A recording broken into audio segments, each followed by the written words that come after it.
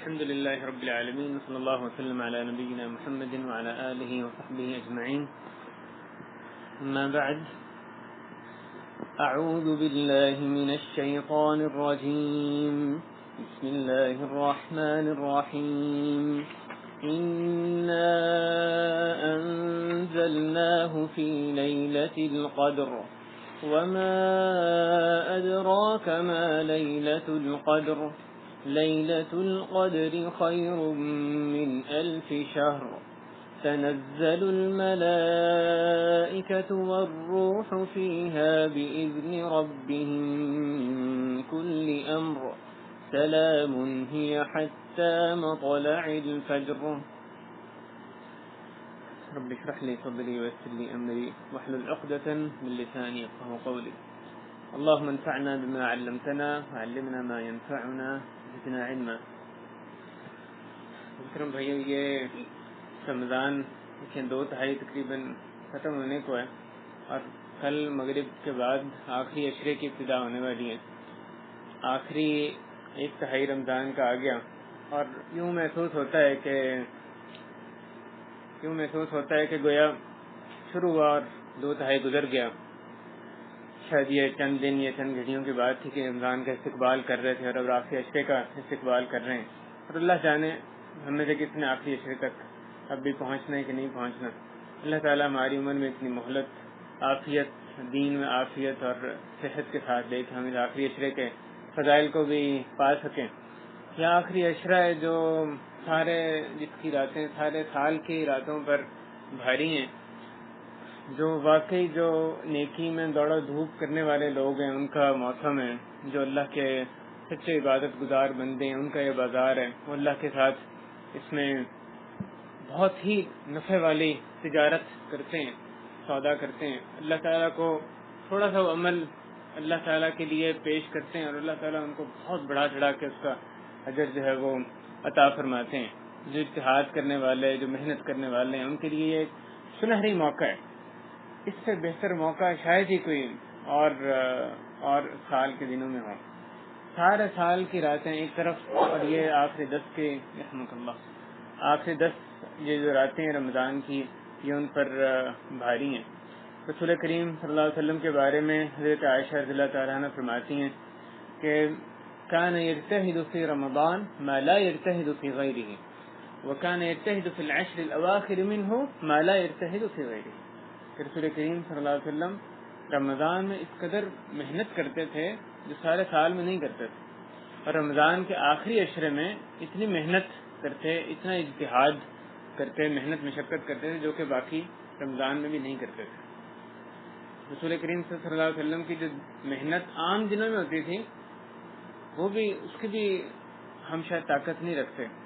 جو ان کی عام دنوں محنت تھی وہ بھی اس قدر زیادہ محنت تھی کہ کھڑے ہوئے ہیں، پاؤں میں ورم آ گیا، 1/3 رات یا اس سے زیادہ، آدھی رات یا اس سے کم یا 2/3 رات وہ اللہ کے سامنے کھڑے ہوئے ہیں، کس طرح سے مناجات کر رہے ہیں، لمبی لمبی نمازیں پڑھ رہے ہیں، کس طرح تدبر کر رہے ہیں قرآن آیات پر. یعنی ایسی ان کی راتیں گزرتی تھیں، ایسی محنت کرتے تھے کہ جس کی شاید یعنی مشکل سے ہی ہم شاید طاقت رکھ پائیں. اور رمضان میں باقی سارے سال سے بڑھ کے محنت اور آخری 10 راتوں میں رمضان سے ہی بڑھ کے محنت. تو غور کریں کتنی زیادہ محنت ہوتی ہوگی. اور دوسری حدیث میں حضرت عائشہ رضی اللہ عنہا فرماتی ہیں کہ كان اذا دخل العشر احيا الليل وايقظ اهله وجد وشد المئزر. کہ جب یہ رمضان کے آخری عشرہ داخل ہوا تھا، یہ اس کی ابتدا ہوتی، تو رسول کریم صلی اللہ علیہ وسلم رات کو جاگتے تھے اور رات جاگتے اور گھر والوں کو جگاتے اور محنت کرتے اور اپنی کمر کس لیتے تھے. رات کو پوری رات سو کے گزارنا تو نبی مکرم صلی اللہ علیہ وسلم کا معمول ویسے ہی نہیں تھا. سارا سال ہی آپ صلی اللہ علیہ وسلم لازماً تہجد کی نماز پڑھا کرتے تھے، قیام لیل کرتے تھے اور اچھا خاصا قیام کرتے تھے. اب وہ فرما رہی ہیں رمضان میں اس سے بھی زیادہ محنت تھی، لیکن آخری عشرے میں وہ کہتی ہیں حضرت عائشہ رضی اللہ تعالیٰ عنہ صدیقہ فرماتی ہیں کہ جب یہ آتا تو رات کو جاگتے تھے، پھر تو رات جاگ کر ہی گزرتی تھی. یعنی یہ جو راتیں آخری 10 راتیں جو تھیں رسول کریم صلی اللہ علیہ وسلم باقی راتیں پھر اس میں کچھ عبادت کے ساتھ نیند کو بھی ملا لیتے تھے، لیکن یہ آخری 10 راتوں میں بیداری کی صورت میں جاگتے تھے، اپنے رب کے حضور عبادت میں ہی ان کو صرف کیا کرتے تھے، اور صرف خود نہیں جاگتے تھے، وہ ایقظ اہلہ، اور اپنے گھر والوں کو بھی جگاتے تھے. جیسے امام ابن حجر رحمہ اللہ فرماتے ہیں کہ رسول کریم صلی اللہ علیہ وسلم کے گھر والوں میں سے، آپ کے اہل و عیال میں سے کوئی ایسا فرد نہیں ہوتا تھا جو کہ قیام کرنے کی طاقت رکھتا ہو، سوائے کہ آپ صلی اللہ علیہ وسلم اس کو قیام کرواتے تھے ان 10 راتوں میں. یہ نہیں کہ باپ جو ہے وہ تو قیام کر رہا ہے، اعتکاف میں بیٹھا ہے اور لمبی لمبی نمازیں پڑھ رہا ہے، تلاوت کر رہا ہے، اور گھر والے سارے سوئے پڑے ہیں، بچے جو ہیں دوسرے کاموں میں مشغول ہیں، لہو لعب میں یا وقت ضائع کرنے میں مشغول ہیں. ایسی بات نہیں. یہ گھر میں ایک ہائی الرٹ کی سچویشن ہوتی تھی، جیسے ایک نداء عام ہوتے ہیں، استنفار عام، یعنی صرف خود نہیں بلکہ پورے گھر میں نظر آتا تھا کہ یہ انتہائی اہم حادثہ، انتہائی اہم ایونٹ یہ کیا آ گیا کہ آخری عشرہ شروع ہو گیا.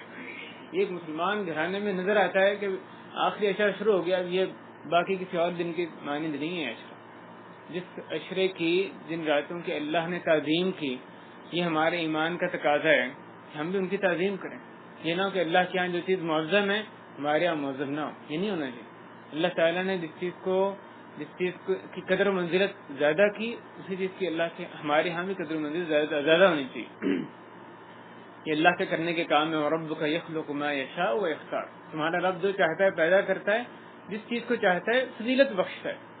تو اللہ تعالیٰ جس چیز کو چاہتے ہیں فضیلت بخشتے ہیں، اور اسی چیز کو زیادہ فضیلت دینا، اس پر یقین رکھنا، اس کے مطابق اپنے اعمال ڈھالنا، یہ ہمارے ایمان کا حصہ ہے. یہ جو آخری 10 راتیں نبھاتی ہیں، ایک سچا جو مسلمان گھرانہ ہے، جو واقعی ایمان میں اپنے پختہ ہے، اس گھرانے میں واقعی نظر آنا چاہیے کہ ایسے دن آ گئے ہیں جو کہ سال کے کسی اور دن کے مقابلے میں ایسی راتیں جو کہ سال کی باقی تمام راتوں کے مقابلے میں افضل ہیں. اور یہ واضح طور پہ تمام افراد میں، چھوٹے سے بڑے تک، جو بھی احساس رکھتا ہے اس کے رویے سے، اس کے طور طریقوں سے مسلمان گھرانے میں نظر آنا چاہیے. یہ اصل میں ذمہ داری ہے جو سربراہ گھر کا، اس کی ذمہ داری ہے. صرف یہ نہیں کہ خود وہ اپنے آپ کو آگ سے بچانے کی فکر کرے، مغفرت کرے، بلکہ گھر والوں کو، صرف بچوں کو نہیں، بیوی کو بھی، اپنی اولاد کو بھی، تمام کو، وہ جو بھی اس کے ماتحت اللہ نے دیے ان کو بھی ترغیب دے، ان کو بھی ساتھ بیدار کرے، اللہ کے آگے عبادت، اللہ کے لیے عبادت کرنے میں ان کو بھی مشغول کرے. کیونکہ وہ ایقظ اہلہ، یہ رسول اللہ صلی اللہ علیہ وسلم. اور آپ دیکھیں اس حدیث میں تو عائشہ رضی اللہ عنہا نے نہیں فرمایا کہ ایک دفعہ عشرہ آیا تو آپ نے اس طرح کیا، بلکہ وہ فرماتی ہیں کانا اذا دخل العشر. یعنی سیغے پہ غور کریں کہ جب عشرہ آتا، آخری عشرہ آتا، تو آپ یہ کام کرتے تھے. تو آپ کا یہ معمول تھا، یہ مبارک معمول تھا. جب بھی عشرہ آتا آپ صلی اللہ علیہ وسلم اس میں رات کو جاگتے، گھر والوں کو جگاتے، خوب محنت کرتے، کمر کس لیتے، اور اپنی عورتوں سے الگ رہتے تھے، اپنی ازواج مطہرات سے ان 10 دنوں میں رسول اللہ صلی اللہ علیہ وسلم الگ رہا کرتے تھے. یہ لازمی بات ہے کیونکہ آپ صلی اللہ علیہ وسلم ان 10 راتوں میں، ان 10 دنوں میں اعتکاف فرمایا کرتے تھے. اللہ تعالیٰ نے فرمایا وَلَا تُبَاشِرُوهُنَّ وَأَنْتُمْ عَاكِفُونَ فِي الْمَسَاجِدِ، تم اپنی بیویوں سے مباشرت نہ کرو جبکہ تم مسجدوں میں اعتکاف کی حالت میں ہو.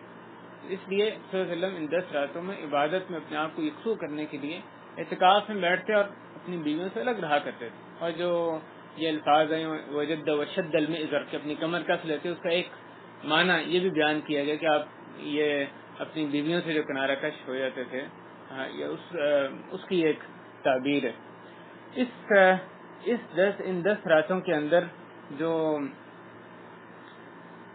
اللہ تعالیٰ نے ایک ایسی رات رکھی ہے جس کا ہم سب کو علم ہے، لیکن کہنے والے اور سننے والوں کو دوبارہ اس کی یاد دہانی کی لازماً ضرورت ہے کہ انسان ہم پھر غافل ہو جاتے ہیں کہ کہیں یہ نہ ہو کہ وہ رات آئے اور ہم اس میں غفلت میں مبتلا ہوں. یہ جو شب قدر اللہ تعالیٰ نے ان 10 راتوں میں رکھی ہے، سارے سال کی راتوں سے افضل یہ رات ہے. انا انزلناہ فی لیلۃ القدر، جس میں قرآن مجید جو اس کا وہ نازل فرمایا گیا تھا.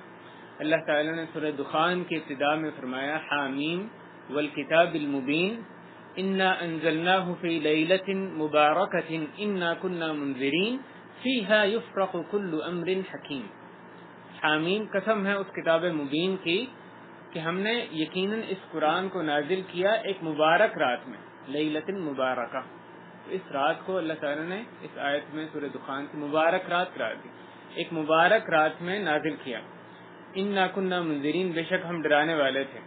آگے دیکھیں فیہا یفرق کل امر حکیم، اسی رات میں ہر مضبوط کام کا، ہر مضبوط امر کا، حکمت سے لبریز امر کا فیصلہ ہوتا ہے. تقدیر کے فیصلے کس رات میں ہوتے ہیں؟ شب قدر میں.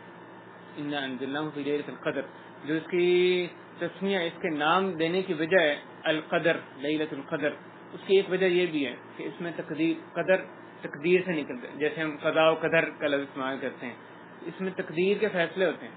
اور دوسری وجہ اس کی قدر و منزلت سے بھی نکلا ہے. یعنی یہ رات وہ ہے جو کہ ہر رات سے زیادہ قدر و منزلت والی، شرف والی، رحمت، برکت، عتق من النار، جو جہنم سے آزادی کی رات ہے. یہ تقدیر کے جو فیصلے ہیں وہ اس رات کے اندر ہوتے ہیں. یعنی جس کی عمر کتنی، جو اگلے سال میں جو بندہ مرنے والا ہے، جس کی پیدائش ہونے والی ہے، کس کا رزق کتنا آنے والا ہے، کس نے خوشحال ہونا ہے، کس نے بدحال ہونا ہے، جو اللہ تعالیٰ کے جو معاملات ہیں، جو اللہ تعالیٰ نے لوح محفوظ میں درج کیا ہے، جو اگلے سال پیش آنے والے معاملات ہیں، ان کو لوح محفوظ سے فرشتوں کے صحیفوں میں نقل کیا جاتا ہے، فرشتوں کے حوالے کیا جاتا ہے، فرشتوں کے صحیفوں میں نقل کیا جاتا ہے. پورے سال کے اگلی شب قدر تک کے آنے والے جو معاملات ہیں ان کو فرشتوں کے سپرد کیا جاتا ہے. لوح محفوظ میں تو وہ درج ہیں ہی، لوح محفوظ میں تو ہر جو پتہ ہل رہا ہے وہ اللہ تعالیٰ نے، جیسے رسول کریم صلی اللہ علیہ وسلم نے فرمایا کہ اللہ تعالیٰ نے آسمان و زمین کی پیدائش سے 50,000 سال پہلے لوح محفوظ میں ہر چیز درج کر دی تھی. اللہ تعالیٰ نے اس میں جو کچھ قیامت تک رونما ہونے والے واقعات، ہر چیز اس میں درج ہے. لیکن اس سے لوح محفوظ سے، کہ فرشتوں کو علم نہیں ہے کہ لوح محفوظ میں کیا چیزیں لکھی ہیں، قیامت تک کیا ہونے والا ہے. ہر سال جو اگلے سال کے ہونے والے معاملات، واقعات، جو بھی تقدیر ہے وہ لوح محفوظ سے فرشتوں کے صحیفوں میں نقل کی جاتی ہے تاکہ وہ اس کو پھر نافذ کریں، اگلے سال وہ اس کو نافذ کریں. اس لیے ممکن ہے ایک بندہ جو شب قدر جب آ گئی، اس کے بعد ایک بندہ جو جیتا جاگتا چلتا پھرتا ہے اس دنیا میں، لیکن فرشتوں کو معلوم ہو جاتا ہے، ان کے صحیفوں میں لکھا ہوتا ہے کہ اس کا شمار مردوں میں ہونے والے ہیں. یہ جو سال شروع ہو رہا ہے، اس سال اس کا شمار مردوں میں ہونے والا ہے، وہ اس وقت چل رہا ہے، لیکن اس وقت صحیفوں کے جو فرشتے ہیں ان کو یہ معلوم ہو جاتا ہے. یہ معنی اس میں تقدیر کے لکھے جانے کا جو علماء نے بیان کیا. فیہا یفرق کل امر حکیم، یہ زبردست رات ہے. آپ دیکھیں اس میں کیا کیا عظیم واقعات یعنی اس میں رونما ہوتے ہیں. اللہ تعالیٰ نے اس میں قرآن مجید کا نزول فرمایا، انا انزلناہ فی لیلۃ مبارکہ، اور اسی طرح سورہ قدر میں فرمایا انا انزلناہ فی لیلۃ القدر، کہ ہم نے اس کو شب قدر میں نازل کیا. یہ جو قرآن مجید ہے یہ لوح محفوظ سے بیت العزہ جو آسمان دنیا پر ہے، پورا قرآن وہاں سے لوح محفوظ سے بیت العزہ میں اس رات میں شب قدر میں نازل کیا گیا. بیت العزہ میں مکمل قرآن جو اس رات میں نازل کیا گیا. اس کے بعد پھر آگے اللہ تعالیٰ نے واقعات اور حالات کے حساب سے جیسے اللہ کی مشیت ہوئی، وہ 23 سال کے عرصے میں پورا قرآن جو ہے وہ متفرق رسول کریم صلی اللہ علیہ وسلم پر نازل کیا گیا. لیکن شروع میں بیت العزہ میں پورا قرآن اس رات کے اندر اس کا اللہ کے حکم سے نزول ہوا تھا. اس رات میں قرآن مجید کا نزول ہوا، اور یہ بڑی وجہ ہے اس رات کے بابرکت ہونے کی، فضیلت والی رات ہونے کی. اور اللہ تعالیٰ نے اس کے آگے اس رات کے بارے میں صلی اللہ علیہ وسلم شروع میں جب رمضان شروع ہوا تو آپ نے اپنے صحابہ کو یہ بشارت دی، ان ھذا الشہر قد حضرکم، یہ مہینہ تمہارے پاس آ گیا ہے، وفیہ لیلۃ خیر من الف شہر من حرمها فقد حرم الخیر کلہ ولا یحرم خیرها الا محروم. یہ مہینہ تمہارے پاس آ گیا ہے اور اس میں ایک رات ایسی ہے جو 1000 مہینوں سے بہتر ہے. تو اس کی خیر سے محروم رہا، وہ ہر خیر سے محروم رہا، اور اس کی خیر سے محروم وہی رہتا ہے جو بہت بڑا محروم ہے. یہ ابن ماجہ کی حدیث ہے. رمضان ابھی آیا اور آپ صلی اللہ علیہ وسلم صحابہ کو بشارت دے رہے ہیں، دیکھو رمضان ہے، اس کے آخر میں ایک رات وہ تمہارے لیے ایک رکھی ہوئی ہے. بھائی اس حدیث میں اور جو آیت میں خیر من الف شہر کے الفاظ بیان کیے گئے، اس پہ ٹھہر کے بہت غور کرنے کی ضرورت ہے، اس کو اپنے ذہن میں اچھی طرح بٹھانے کی ضرورت ہے. اگر ہم نے اس کو واقعی سمجھ لیا، ہمارے ذہن میں بات ثبت ہو گئی کہ 1000 مہینوں سے مراد کیا ہے، ایسی کتنی وقت ہے، پھر اس رات میں سستی محال ہے. یہ بہت مشکل ہے کہ اس کے معنی کو سمجھنے کے بعد بھی پھر بھی ہم رات میں غفلت کا شکار رہیں. آپ غور کریں 1000 مہینے کتنے بنتے ہیں، اس کو 12 میں تقسیم کریں، 83 سال 3 مہینے سے کچھ زیادہ بنتے ہیں. تو 83 سال کی عمر، جو بندہ 83 سال تک ہر رات عبادت کرتا رہے اللہ کی، اور دوسری طرف آپ اس ایک رات میں عبادت کریں، تو وہ 83 سال کی جو عبادت ہے اس ایک رات کی عبادت بھاری ہے، یعنی ان 83 سالوں سے بہتر ہے. اور اللہ تعالیٰ نے یہ بھی نہیں کہا کہ وہ برابر ہے، کہا ہے خیر من الف شہر، کہ یہ اس سے 1000 مہینوں سے بہتر ہے. اب کتنی بہتر ہے اللہ کو علم ہے، لیکن کم از کم اتنی ہے، اس سے بہتر ہے، اللہ جانے کتنی بہتر ہے. 83 سال کی محنت، ہر رات 83 سال تک آپ عبادت کریں جس میں کہ ظاہر شب قدر شامل نہ ہو، اور دوسری طرف اس ایک رات میں عبادت کریں. اس ایک رات کی عبادت ان 83 سال کی عبادت سے پر بھاری ہے.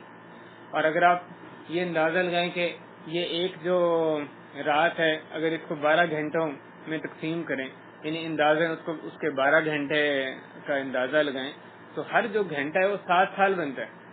تو آپ دیکھیں ایک گھنٹہ اس میں عبادت جو ہے وہ 7 سال سے زیادہ بڑھ کے اس کا اجر مل رہا ہے. اور یہ پوری رات کے ہر گھنٹے کے لیے، ہر گھنٹے پر یہ چیز صادق آتی ہے. صرف وہ وقت نہیں جس میں کہ لوگ نماز پڑھتے ہیں، یعنی نظر ہی آتا ہے کہ بعض دفعہ لوگ جاتے ہیں، تراویح پڑھی، واپس چلے گئے، اپنی مشغولیات میں لگ گئے، مصروفیات میں لگ گئے، اور بعد میں پھر جب قیام کا وقت آیا پھر وہ گئے اور نماز پڑھی اور واپس آ گئے.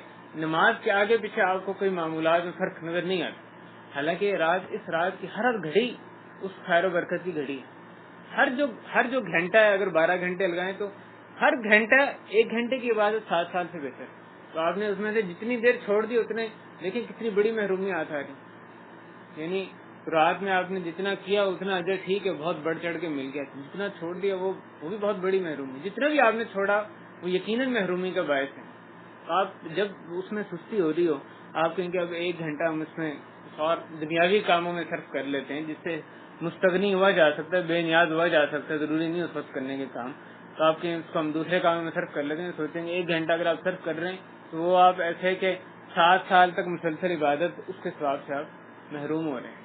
یہ بات ذہن میں رہے تو دیکھیں بندہ کیسے، یعنی اس کے اندر ہمت نہیں بندے گی، کس طرح جذبہ بیدار نہیں ہوگا اس رات میں عبادت کرنے کا.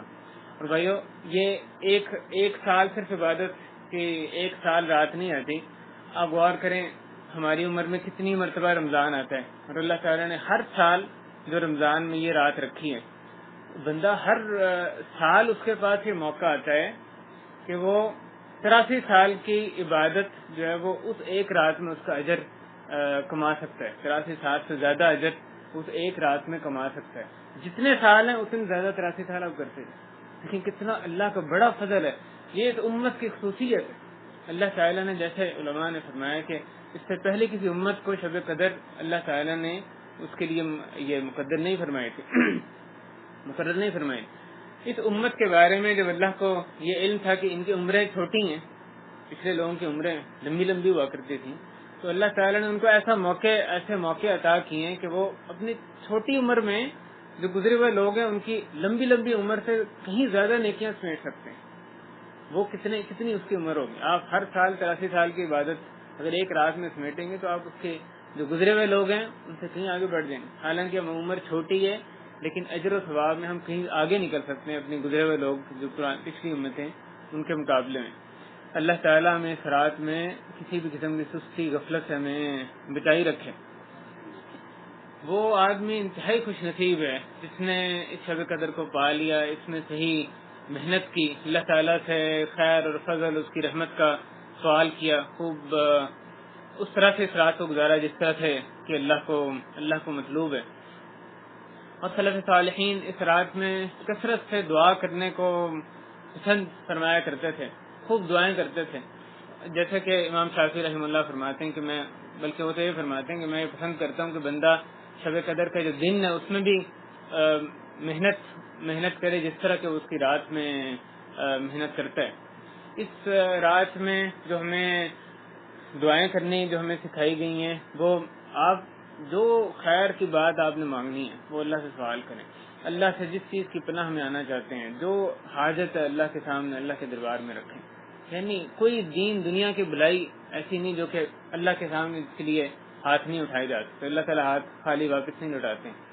لیکن جو چیز ایک خصوصی دعا جو ہمیں اس رات کی سکھائی گئی ہے، جو حضرت عائشہ رضی اللہ عنہا کی حدیث میں کہ یا رسول اللہ مجھے بتائیے کہ اگر مجھے معلوم ہو جائے کہ شب قدر کون سی رات ہے تو میں اس میں کیا کہوں، تو آپ نے فرمایا قولی، تم کہو اللہم انک عفو تحب العفو فاعف عنی، کہ اللہ تو بہت معاف فرمانے والا ہے، تو معاف کرنے کو پسند فرماتا ہے، بس مجھے بھی معاف فرما دے۔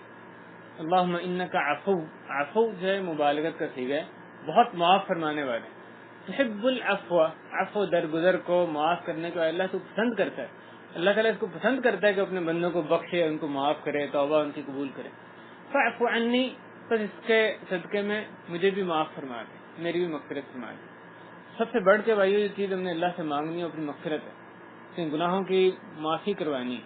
اگر اب تک رمضان کے 2/3 جو دن گزر گئے اس میں ہم نہیں بھی کروا سکے، یہ نہ ہو کہ آخری عشرہ بھی بغیر مغفرت کروائے وہ اپنے گزر جائے، جہنم سے آزادی حاصل کیے بغیر آخری عشرہ بھی گزر جائے تو یہ بہت بڑا خسارے کا سودا ہوگا۔ اس میں ہم نے مغفرت لازماً کروانی، اور جو بندہ بھی سچے دل سے شب قدر میں دعا مانگے گا اللہ تعالیٰ یقیناً اس کی دعا سنے۔ جو بھی اللہ سے کسی چیز کی پناہ طلب کرے گا اللہ تعالیٰ اس کو پناہ دیں گے، جو بھی سوال کرے گا اس کو جس چیز کا سوال وہ کر رہا ہے اس کو وہ عطا کیا جائے گا۔ اور صالحین کا یہ بھی معمول تھا کہ وہ اپنے لیے اس طرح کی مغفرت اور رحمت کی دعا کے ساتھ ساتھ امت کو بھی دعاؤں میں نہیں بھولتے تھے۔ جس طرح کی خصوصی فضیلت والے اوقات ہوتے ہیں اس میں وہ امت اسلامیہ کے لیے بھی عمومی دعائیں، ان کے مصائب کے اٹھ جانے کی دعا، ان پر رحمت کی، ان کی مغفرت کی دعا، اس کو بھی وہ نہیں بھولتے تھے، اس کو بھی اپنی دعاؤں میں شامل رکھیں۔ انفرادی دعائیں اس پر یقیناً بہت زور ہونا چاہیے، لیکن اس کے ساتھ ساتھ امت اسلامیہ کے لیے بھی عمومی دعائیں، جہاں پر بھی اس کو مصائب ہیں یا جو دیگر تمام پہلوؤں سے اس کے لیے امت کے لیے بھی دعا، یہ بھی ہمارے ان دعاؤں کا ایک حصہ ہونا چاہیے۔ اس رات میں جو ایک فضیلت اس کی ان آیات کے اندر جو میں نے اللہ کی توفیق سے شروع میں تلاوت کی سورہ قدر کی، اس میں ایک فضیلت اس کی بھی بتائی گئی کہ تنزل الملائکۃ والروح فیہا، کہ اس میں پے در پہ فرشتے اترتے ہیں، اور دوسرے فرشتے تو اترتے ہی ہیں، روح یعنی جبریل امین علیہ السلام وہ بھی بذات خود اس رات میں تشریف لاتے ہیں۔ وہ فرشتے جو اللہ کے رسول صلی اللہ علیہ وسلم پر وحی لے کر آتے تھے وہ اس رات میں نزول فرماتے ہیں، زمین کے اوپر آتے ہیں۔ لیکن کیا عظمت والی رات ہے، اور فرشتے کتنے ہوتے ہیں ہمارے لیے تصور کرنا ہی مشکل ہے۔ صلی اللہ علیہ وسلم نے ان کی تعداد میں بتائی ہے کہ اس رات میں فرشتے زمین پر اکثر من عدد الحصى، جو زمین پر کنکریوں کی تعداد ہے اس سے بھی بڑھ کے ہوتے ہیں۔ یہ جو بات ہے مبالغہ آرائی سے بالکل خالی ہے، صادق المصدوق جو نبی مکرم صلی اللہ علیہ وسلم ان کی زبان سے نکلی بات ہے، وحی کے ذریعے ان کو بتائی گئی۔ صلی اللہ علیہ وسلم نے بتایا کہ فرشتے اس میں جو نزول کرتے ہیں، اللہ کے مکرم جو فرشتے ہیں ان کی تعداد اتنی ہوتی ہے کہ زمین پر جتنے کنکر ہیں، جتنے پتھر کنکر پڑے ہیں ان کی تعداد سے بھی زیادہ ہے، زمین بھر جاتی ہے پوری فرشتوں سے۔ اور ایک فرشتے کا نزول ہے تو میں کہا کہ اللہم یسرکم خبرک پڑھو، جو مرغ بانگ دیتا ہے وہ اللہ کے یعنی اس وقت اللہ سے فضل کا سوال کرو، ہاں یہ جو پوری فوجیں جو آسمان سے اترتی ہیں فرشتوں میں، اور ساتھ فرشتے نہیں، ساتھ جبریل امین خود بھی اس میں تشریف لاتے ہیں۔ اس رات کا جس شخص نے ایمان اور احتساب کے ساتھ قیام کیا، من قام لیلۃ القدر ایمانا واحتسابا غفر له ما تقدم من ذنبه، اس کے گزشتہ گناہ معاف فرما دیے گئے۔ یہ نوید ہمیں ایک طرف رسول کریم صلی اللہ علیہ وسلم نے پورے رمضان کے روزوں پر فرمائی، دوسری طرف پورے رمضان کے قیام پر یہ نوید ہمیں دی، بشارت دی، اور اس کے مقابلے میں اس ایک رات کے قیام پر بھی یہ بشارت دی کہ ایک رات کا بھی اگر تم نے شب قدر کا قیام ایمان کے ساتھ، جس پر نویدیں اس پر وعدے کیے گئے اس رات کے بارے میں، اس پر ایمان رکھتے ہوئے، یقین رکھتے ہوئے تم نے قیام کیا، اور احتساب کے ساتھ، احتساب سے مراد ہے کہ صرف اللہ سے اجر کی طلب کرتے ہوئے، کوئی اور مقصد اندر نہیں تھا، کسی قسم کا دکھاوا نہیں تھا، اس لیے عبادت نہیں کر رہے تھے کہ سارے لوگ کر رہے ہیں ہم بھی کر لیں، خالصتاً اللہ کی رضا حاصل کرنے کے لیے، اس سے اجر طلب کرنے کے لیے۔ احتساب کا یہ معنی ہے، احتساب کے ساتھ یعنی صرف اللہ سے اجر طلب کرتے ہوئے اس نے قیام کیا، غفر له ما تقدم من ذنبه، تو اس کے گزشتہ گناہ معاف فرما دیے جاتے ہیں۔ اور اس سے بڑھ کے ہمیں کیا چاہیے؟ اگر گزشتہ گناہ معاف ہو گئے تو اور کیا چاہیے؟ اللہ کی رضا گناہ معاف ہو گئے تو اللہ کی رضا مل گئی، اس کی ناراضگی دور ہوگی. اس سے بڑھ کے مومن کا زندگی میں کیا مقصود ہو سکتا ہے؟ اس رات کو اللہ تعالیٰ نے مخفی رکھا ہے، اور ہمارے لیے مسلمانوں کے لیے ضروری ہے کہ اس کی جستجو کریں، اس کو تلاش کریں. ہمیں اتنا بتایا گیا کہ یہ رات آخری طاق راتوں میں کوئی رات ہے، لیکن ان میں منتقل ہوتی رہتی ہیں. کبھی 21ویں ہوگی، کبھی 23ویں ہوگی، کبھی 25ویں ہوگی، کبھی 27ویں اور کبھی 29ویں ہوگی. تو یہ 5 راتوں میں یہ رات منتقل ہوتی رہتی ہے. اکثر علماء نے اسی قول کو راجح قرار دیا ہے کہ یہ رات یعنی ہی ایک رات ہی نہیں ہے جو ہمیشہ اسی رات میں ہی آئے، بلکہ ایک سال ایک رات ہے، اگلے سال کوئی اور رات ہو سکتی ہے. ان 5 راتوں میں رات منتقل ہوتی ہے. ان پوری 10 راتوں میں رسول اللہ علیہ وسلم محنت کیا کرتے تھے، ان کے دنوں میں محنت کرتے تھے، اعتکاف کرتے تھے. لیکن خصوصی طور پہ جس میں زیادہ امید ہے شب قدر کے آنے کی، جو طاق راتیں ہیں، اس میں خصوصی طور پہ ہماری توجہ ہونی چاہیے. اس میں ہم یعنی خاص محنت کریں. اس میں اس کو جو مخفی رکھا گیا ہے اس کی ایک حکمت ہے کہ ورنہ بندے کو بتایا جاتا ہے کہ یہ رات ہے تو صرف اسی میں محنت کرتا ہے. یہ انسان کی فطرت ہے، یعنی اس کو بتا دیا جاتا ہے یہ رات ہے، ظاہر اسی میں صرف محنت کرتا ہے، باقیوں میں غفلت کا شکار ہے. اس کو 5 راتیں بتائی گئی، ان میں سے کوئی بھی رات ہو سکتی ہے، تو اس نے 5 راتوں میں محنت کرنی ہے تاکہ ان میں سے کوئی ایک رات جو اس کو نصیب ہو جائے. تو اس اخفاء کی وجہ سے جو مخفی رکھی گئی ہے اس کی وجہ سے زیادہ راتوں میں اس کو محنت کرنے کا موقع ملتا ہے، کیونکہ اس کو پانے کے لیے اس کے لیے لازمی ہے، اس کو معلوم نہیں ہے، اس کے لازمی ہے ساری راتوں میں محنت کرے تاکہ وہ اس کے اجر کو پا سکے. لہذا بھائی یہ بات اللہ کی جو مخفی رکھی ہے اس کی حکمت کے خلاف ہے کہ بعض دفعہ موبائل پہ میسیجز دیے جاتے ہیں یا بتایا جاتا ہے کہ اب یعنی کوئی خاص رات گزرتی ہے تو بتایا جاتا ہے یہ رات شب قدر تھی، یہ شب قدر گزر گئی. اور جس کا نتیجہ کیا ہوتا ہے کہ اس ایک شخص کے میسج دینے کی وجہ سے یا اس کی ایک محض ذاتی رائے کی بنیاد پر جو غلط بھی ہو سکتی ہے، اس کی وجہ سے بندے جو آنے والی راتیں ہیں اس میں عبادت سے غافل ہو جاتے ہیں. یہ نتیجہ ہوتا ہے اس کا. یعنی جو اللہ تعالیٰ نے خاص طور پہ مخفی رکھی، بندوں کو نہیں بتایا، بندہ دوسرے کو بتاتا ہے کہ نہیں میرے خیال میں یہ رات گزر گئی. وہ بندہ خاص طور پر اگر اس کی نسبت دین کی طرف ہوتی ہے تو لوگوں کو باقی راتوں میں عبادت سے غافل کر دیتا ہے. یہ بات اہم ہے. اللہ تعالیٰ نے کسی بات کا جو حکم دیا، منع کیا، جو مختلف چیزیں ہمارے لیے مقرر کی، مشروع کی ہیں، اس کے پیچھے کیا حکمت کار فرما تھی، اس کو سمجھنا اور اس کے خلاف کام نہ کرنا یہ عقل مندی ہے. اللہ تعالیٰ نے اس کو مخفی رکھا ہے، ہم بھی اس کو مخفی رہنے دیں. کسی انسان کو اس کی نشانیوں کی وجہ سے معلوم ہو بھی جائے کہ یہ رات شب قدر تھی جو کہ گزر گئی، پھر بھی اس کو چاہیے کہ دوسروں کو نہ بتائے. جو اللہ نے اس کو پوشیدہ رکھا ہے وہ اپنے تک سے اس کو رہنے دے، جو علم اس کو ہوا اس کو پوشیدہ ہی رہنے دے. اس رات میں جو کرنے کے کام ہیں اس میں سب سے جو مشہور کام قیام لیل ہے، یعنی تراویح یا اس کو قیام لیل جو بھی آپ کہیں. یہ صرف ایک اصطلاح کی بات ہے کہ عشاء کے بعد پڑھ جاتی ہے اس کو تراویح کہتے ہیں، بعد میں اس کو قیام کہتے ہیں. اصل میں سارا قیام لیل ہی ہے اور اسی کو تراویح کہتے ہیں. تراویح اس لیے کہتے ہیں کہ اس میں ترویحہ آرام کرنا، یعنی اسلاف ہمارے لمبی نماز پڑھا کرتے تھے، ان کو 2 یا 4 رکعتوں بعد آرام کرنے کی ضرورت پیش آتی تھی. اتنی لمبی نماز ہوتی ہے تاکہ پھر اگلی نماز کے لیے طاقت جو ہے وہ ان کو مل جائے. تو اس کی وجہ سے یہ رمضان کے قیام کو جو باجماعت کیا تھا اس کو تراویح کہتے تھے. وہ قیام خواہ عشاء کے بعد یا رات کے آخری حصے میں اس کو تراویح کہتے تھے. اور یہ پورا قیام لیل بھی ہے، جیسے آپ نے سنا من قام رمضان قیام کے لفظ سے تعبیر کیا گیا ہے. تو اس کو آپ جو بھی نام دیں، جو قیام لیل ہے، یہ سب پہلا کام اس رات میں کرنے کا. رسول اللہ صلی اللہ علیہ وسلم نے اس طرح ان سارے 10 دنوں میں آپ صلی اللہ علیہ وسلم اعتکاف میں بیٹھتے تھے تاکہ اس شب قدر کو پا لیں، اس سے محروم نہ رہیں. کیونکہ جس نے ساری راتوں کا اعتکاف کیا اور اللہ کے حضور ہر رات ہی 10 راتوں میں سے قیام کیا تو وہ تو یقیناً اس کی فضیلت کو پا لے گا. اور آپ کھڑے ہوتے تھے حتیٰ کہ آپ کے پاؤں میں ورم آیا تھا، جیسے اللہ تعالیٰ نے فرمایا کانوا قلیلا من اللیل ما یہجعون، کم ہی جو مومن بندے ان کے بستر سے اپنے پہلو لگتے تھے. سلف صالحین بھی اسی طریقے پر ہی چلتے تھے. وہ بھی اپنے اللہ کے ہاں اس رات میں خوب محنت کرتے اور اپنی گڑ گڑا کے ہزاری کے ساتھ رب کے سامنے دعائیں کرتے تھے. اور کئی ایک اخلاق سے ہمیں ملتا ہے کہ جو ظما الحواجر اور طول قیام اللیل، کہ جو رات ایسے دنوں کا روزہ جس میں کہ پیاس کی شدت ہوتی ہے، اس کی لذت اور راتوں کو طویل قیام کرنے میں جو ٹانگیں دکھتی ہیں اور جسم کو مشقت برداشت کرنا پڑتی ہے، اس کی جو لذت ہوتی ہے، وہ کہتے تھے کہ یہ اخلاق سے ثابت ہے، وہ کہتے تھے کہ یہ اسی میں اصل میں جینے کا مزہ ہے. یعنی جو پیسہ، مال و دولت اور محلات، اس میں وہ نہیں کہتے تھے کہ یہ سعادت کے عنوان ہے، جینے کا اس میں مزہ ہے، بلکہ یہ جو چیزیں ہیں اگر یہ نہ ہوتی ہیں تو پھر جینے کا مزہ کیا. ایسی لذت جو اللہ والے ہیں، واقعی جو ربانی لوگ اللہ کے مقرب بندے ہوتے ہیں، ان کو یہ جو مشقت آتی ہے ایسے قیام میں یا جو روزے میں یا عبادات میں عمومی طور پہ جو مشقت آتی ہے، اس میں ان کو حلاوت نصیب ہوتی ہے، کیونکہ ان کو معلوم ہوتا ہے اس مشقت کے پیچھے کتنا بڑا اجر رکھا ہے.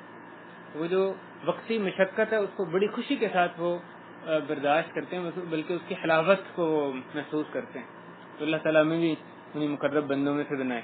جس بندے کو یہ قیام لیل بھاری لگے وہ یہ یاد رکھے کہ جس شخص کو اللہ تعالیٰ توفیق دیتے ہیں لمبا قیام کرنے کی، راتوں کو قیام لیل لمبا کرنے کی، تو اللہ تعالیٰ اس کے لیے جو قیام، جو لمبا وقوف، قیامت کے دن کا وقوف ہے، اس کو آسان فرما دیتے ہیں. جیسے کہ امام اوزاعی رحمہ اللہ نے فرمایا کہ جو شخص راتوں کو لمبا قیام کرتا ہے وہ اللہ تعالیٰ قیامت کے دن کا جو قیام ہے، جو وقوف ہے، اس کو اس کے لیے آسان فرما دیتے ہیں. اور قیامت کے دن کے وقوف کو ذہن میں لے کر آئیں، کیسا ہولناک قسم کا وہ وقوف ہوگا، کیسی یعنی کتنی مشقت والا ہوگا. کہ وہ جو دن ہے وہ کتنا ہے، 50,000 سال کے برابر دن ہے، اور اس میں ہر کسی نے کھڑے ہی رہنا ہے. اس میں کوئی نہ بیٹھا ہوگا، نہ لیٹا ہوگا، نہ کسی کے پاس کوئی ٹیک لگانے کی جگہ ہوگی. پورے 50,000 سال اس نے کھڑے رہنا ہے، اپنے پاؤں پر اس نے کھڑے رہنا ہے. جیسے اللہ تعالیٰ نے فرمایا یوم یقوم الناس لرب العالمین، جبکہ لوگ رب العالمین کے لیے کھڑے ہوں گے. تو اس دن صرف قیام ہوگا، یعنی صرف کھڑے ہوں گے لوگ سارے. اس دن کی اس دن کا قیام ایک تو طویل، اور دوسری طرف اس دن کی حرارت، جو گرمی ہے، وہ انتہا درجے کی ہوگی. ایک تو لوگوں کا ازدحام جو انتہائی، یعنی اول سے لے کے آخر تک جو بندہ اللہ تعالیٰ نے پیدا کیا سارے اس دن وہاں پہ ہوں گے، اور ایک بندے کے پاس اس سے زیادہ جگہ نہیں ہوگی جو کہ اس کے اپنے پاؤں رکھنے کی جگہ ہے. اس قدر ازدحام ہوگا کہ صرف اس کے ہر بندے کو اپنے پاؤں رکھنے کی جگہ نصیب ہوگی، اس وجہ سے بھی گرمی. اور دوسرا سورج کی تپش صرف 1 میل کے بقدر وہ انسانوں کے سروں سے دور ہوگا. اور تیسری بات یہ کہ جہنم کو قریب لایا جائے گا. وجیء یومئذ بجہنم، اللہ تعالیٰ نے فرمایا کہ اس دن جہنم کو لایا گیا، فرشتے اس کو کھینچ کر لے کر آئیں گے، جیسے حدیث میں اس کی صفت آتی ہے. تو جہنم بھی جو ہے اس کی حرارت اس کو قریب لے کر آیا جائے گا. تو انتہا درجے کی گرمی ہوگی. اب جس بندے پر اللہ تعالیٰ اس دن کا قیام، اس دن کا جو وقوف ہے وہ آسان کر دیں تو اس سے بڑھ کے کیا چاہیے.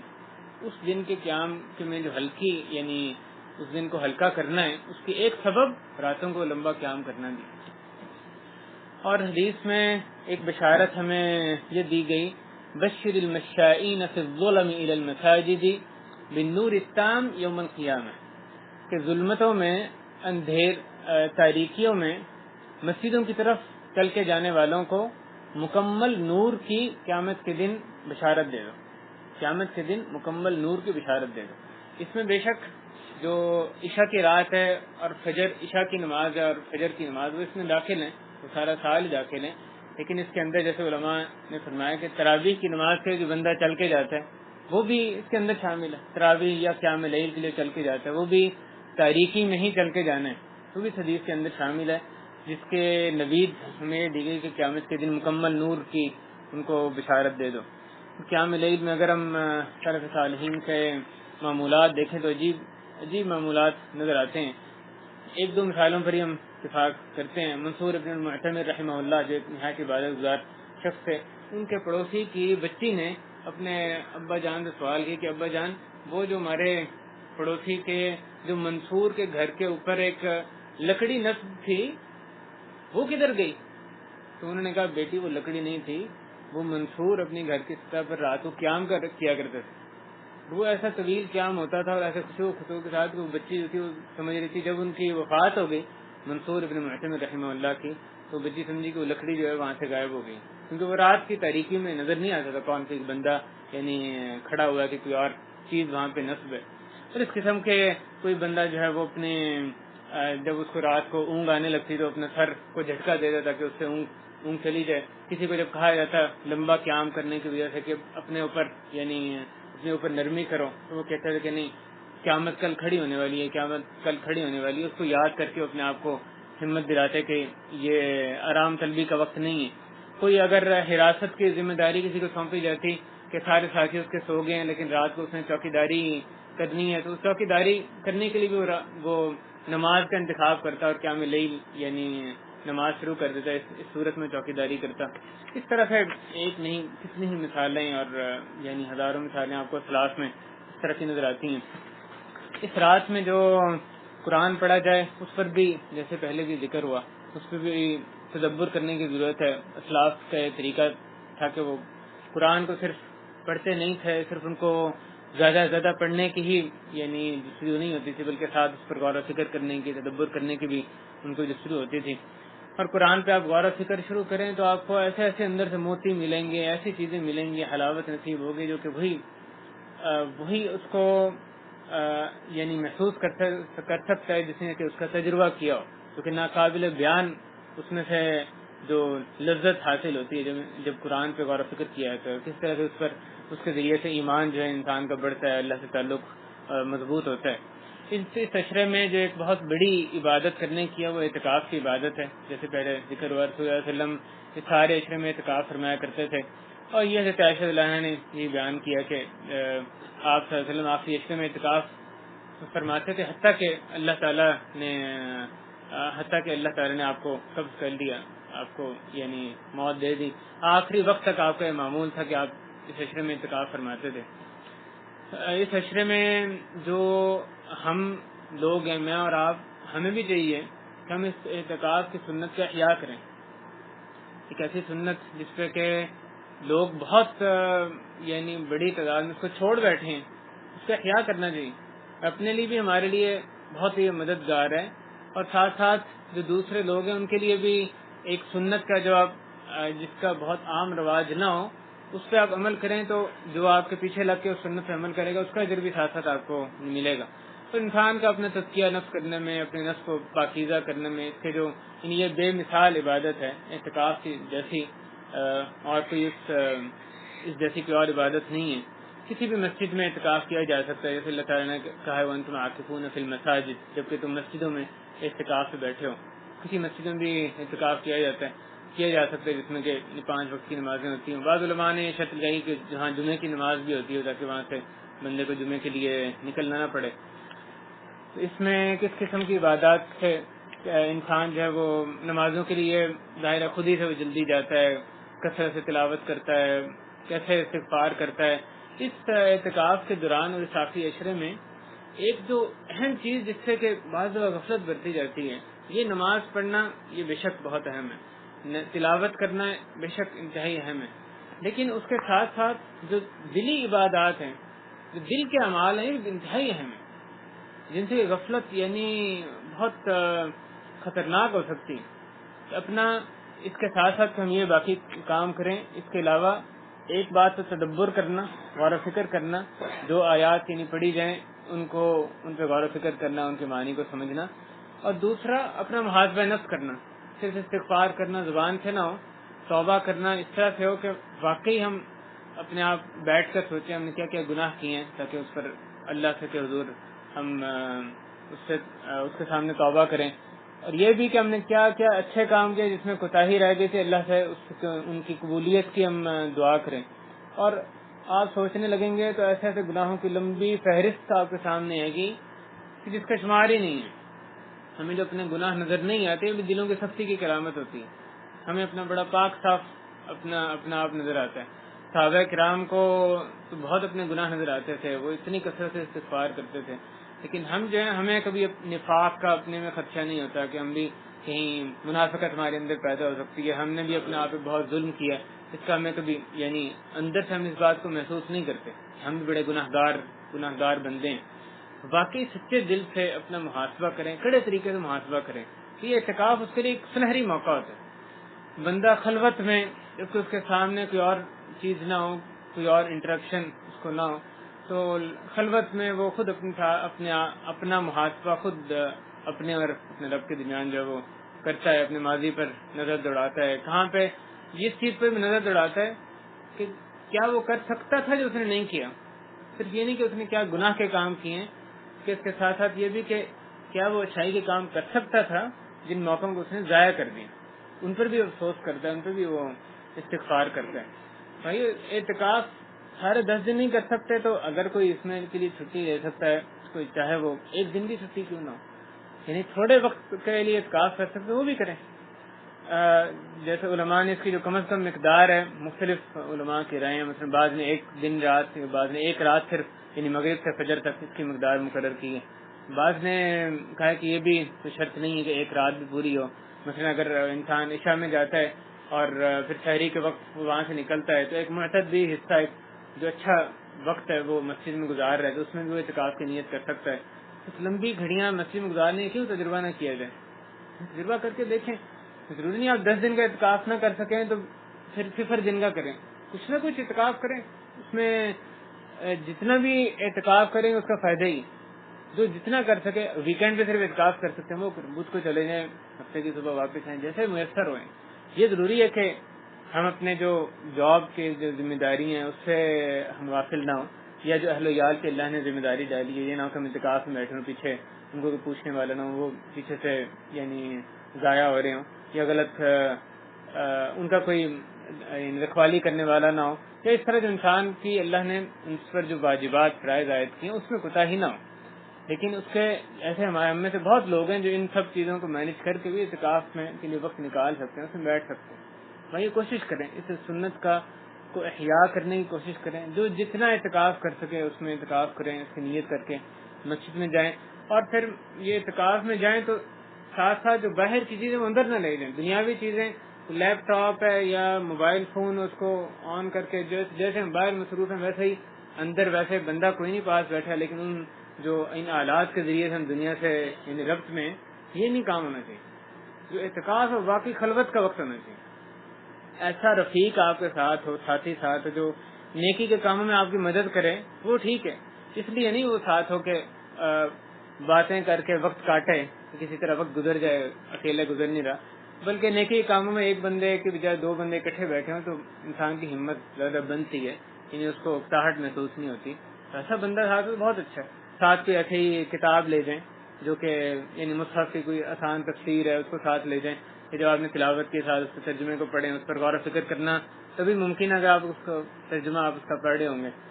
یہ لیکن مراد یہ کہ عبادت کی طرف ہی صرف توجہ نہیں چاہیے، یعنی خلوت، واقعی خلوت کا وقت ہونا چاہیے. اس میں پھر دیگر مصروفیات ہماری نہ ہوں، واقعی مخلوقات سے کٹ کے اللہ کے لیے، اللہ کی طرف ہم متوجہ ہوں. آپ 1 رات اعتکاف کرنا ہے تو واقعی اعتکاف کریں، یعنی اللہ کے علاوہ کوئی اور، صرف اللہ کے لیے پھر خالص ہو کر اس کے لیے یکسو ہو کر آپ پورا وہ وقت گزاریں. اعتکاف صحیح معنی میں ہمارا اعتکاف ہی ہو، جیسے کہ رسول کریم صلی اللہ علیہ وسلم کی سنت تھی. حتیٰ کہ مریض کی عادت کرنے کے لیے نکلنا، جنازے کے لیے نکلنا، وہ بھی اس میں جائز نہیں ہے. صرف اگر کسی نے قضاء حاجت کے لیے نکلنا ہے یا غسل جنابت کے لیے نکلنا ہے، اگر اس کو احتلام ہو جاتا ہے، یا اس نے اگر کوئی کھانا لے کر آنے والا اس کے لیے نہیں ہے تو پھر کھانا لینے کے لیے اس نے نکلنا ہے. ایسی چیزیں جن کے بغیر اس کو کوئی چارہ نہیں ہے، اس نے باہر نکلنا پوری کر کے واپس آ جائیں تو اس کے لیے اجازت ہے. تو اس کے علاوہ دیگر چیزیں، حتیٰ کہ نیکی کام میں جو دیگر نیکی کام ہے اس میں بھی اس کو اجازت نہیں ہے کہ وہ اپنی مسجد سے نکلیں، دیگر کاموں میں اپنے مصروف ہو جائے. اللہ تعالیٰ اس سنت کا احیاء کرنے کی ہمیں توفیق عطا فرمائے اور اس آخری عشرے کو صحیح طرح سے اس کو استعمال کرنے کی توفیق عطا فرمائے. اے اللہ ہمیں شب قدر کی فضیلت سے، اس کی خیر اور برکت سے اللہ ہمیں محروم نہ فرما. اے اللہ ہمیں ان لوگوں میں سے بنا دے جو جن کو زیادہ سے زیادہ جن کو اپنا حصہ جو ہے جو اس آخری عشرے میں پا لیں. اے اللہ جو روزے جو قیام ہم نے اب تک کیا اس میں جو بھی ہمارے سے کوتاہی ہو گئی، اور یقیناً ہمارے سے بشمار کوتاہی ہیں، اللہ ہم کو معاف فرما دے. ہماری ان انتہائی حقیر عبادات کو اللہ اپنی بارگاہ میں قبول فرما لے. ان کا جو اجر ہے ہمیں بڑھا چڑھا کے ہمیں لوٹا.